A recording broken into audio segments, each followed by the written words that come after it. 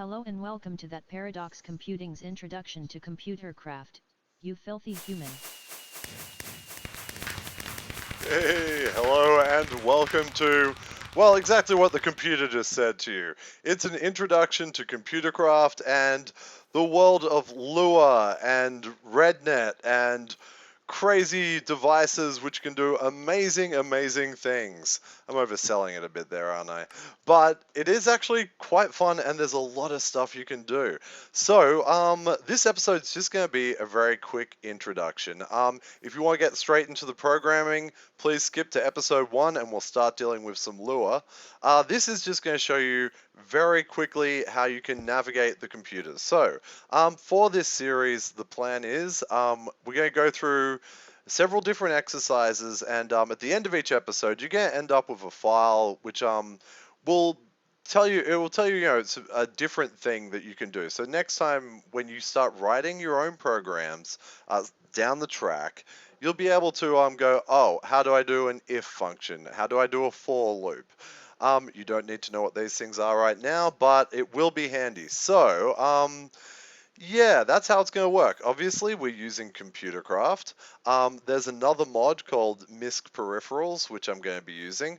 I highly suggest the Feed the Beast pack. I'm currently using Feed the Beast Unleashed version for 1.5.2. Yes. Anyway, let's get into it. Hey, this should be a bit of fun. So, craft yourself an advanced computer, whack it down. Right click on it and we'll be looking at this interface. The first thing to do probably is type in programs. Okay, so this gives you a list of all the programs which are already installed on the computer. Most of these won't be immediately useful to you, but some of them are. Like, this is probably the most useful program on there. Set your difficulty to easy and play worm. Yay!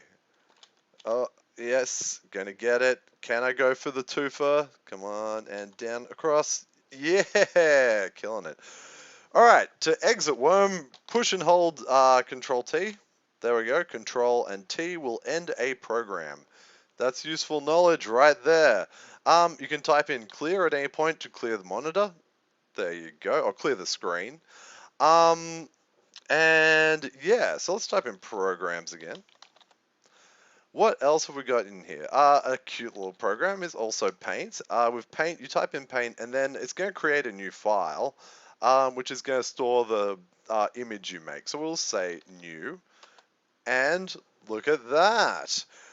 So now we can just paint with our mouse. How awesome, huh? Look at that. Smiley face. Wow, that's kind of like it's from hell. Okay. Exit. Excellent. What else can we do? Well, we can reboot the computer at any time by typing reboot. There you go. That's handy. And look, have a play around with the things which are in the programs folder. So just by typing programs and have a play around with those. Look, a lot of these aren't going to be particularly useful. One thing that you should probably do, and I'll explain down the track why, but for your first computer, if it's going to be the computer that you're going to be doing all the so the computer in game, not your IRL computer, if it's the computer that you're going to be writing all your programs on, a handy thing to do is type in, well, first, if you type in ID, you can see the ID of the computer. But another thing you can do is type label, set, and then type in a name you want to give the computer. So we'll just call this TP Tute. TP Tute. That paradox tutorial. Nice. And then if you type ID again, look at that. The computer now has a label. There's a thing with the computers where when you break a computer, it loses any programs that you've written, unless you've given it a label. So, good to know. Okay, so let's clear the screen. What else can you do? Well, we could, if you're already familiar with Lua at all, you can always type in Lua, and you can actually give it commands using the Lua programming language here. So we can go print, hello world, and the computer prints hello world. There you go. That's your first little bit of programming if you want to give that a try. We'll explain how all this works and what it all is. You can exit Lua by typing exit with 2 enclosed brackets. And we'll reboot the computer again because we can.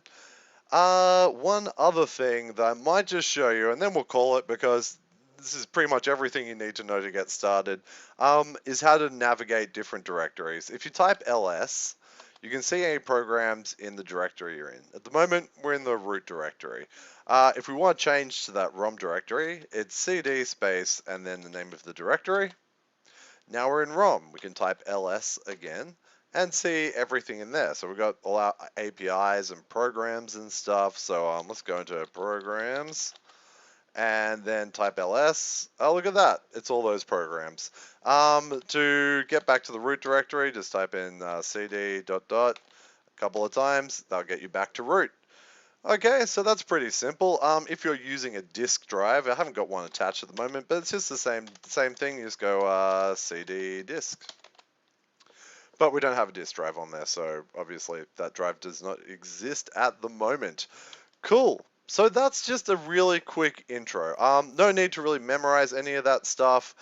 The way we're going to go through this is you're going to be using lots of different peripherals and other things as we go through. So you should hopefully learn a bunch of stuff through a bit of repetition and seeing things. And yeah, it will be fun.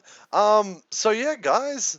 Look, let's get into episode 1 and we'll learn how to start doing all these crazy things like, monitors that change colors and computers that talk at us and launch fireworks. It's going to be fun, guys. So I'll see you in episode 1. Thanks.